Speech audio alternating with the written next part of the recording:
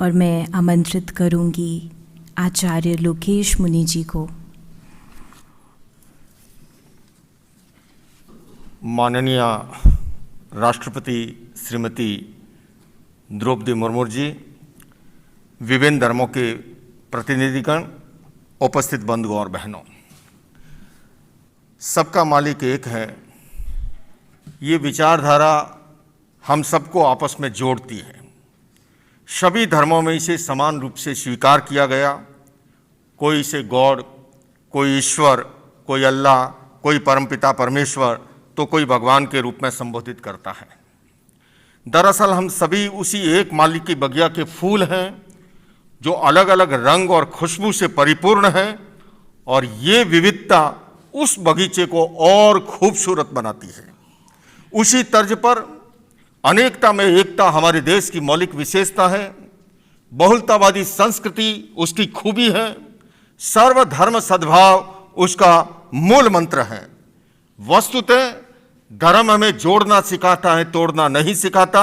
धर्म के क्षेत्र में हिंसा, घृणा, भय और नफरत का कोई स्थान नहीं हो सकता। सबका मालिक एक है, ये विचारधारा अपनाने से हमारे भीतर भ्रातृत्व भाव पैदा होता है, और अगर हम भ्रातृत्व भाव को आत्मसात कर लेते हैं, मैं समझता हूं इजराइल या फिलिस्तीन, यूक्रेन और रशिया जैसे युद्ध का समाधान भी हो सकता है, बशर्ते हम इस भाव को आत्मसात कर लें।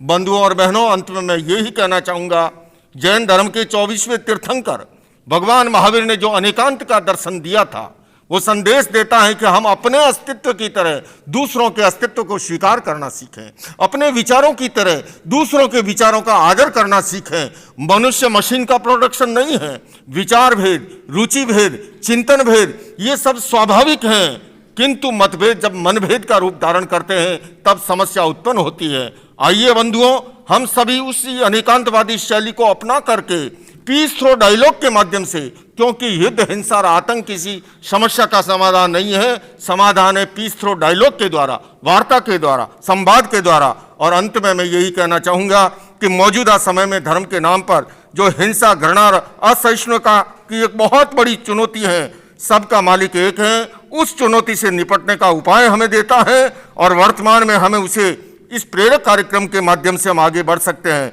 मैं पुनः ब्रह्म कुमारी परिवार को हार्दिक बधाई देता हूं कि इस अवसर पर माननीय राष्ट्रपति श्रीमती द्रौपदी मुर्मू जी, जिनका व्यक्तित्व और कर्तृत्व प्रेरणादायी है, उनका संबोधन हम सबको नई दिशा में कार्य करने के लिए ऊर्जा प्रदान करेगा। इन्हीं शब्दों के साथ ओम शांति, जय जिनेंद्र, जय हिंद।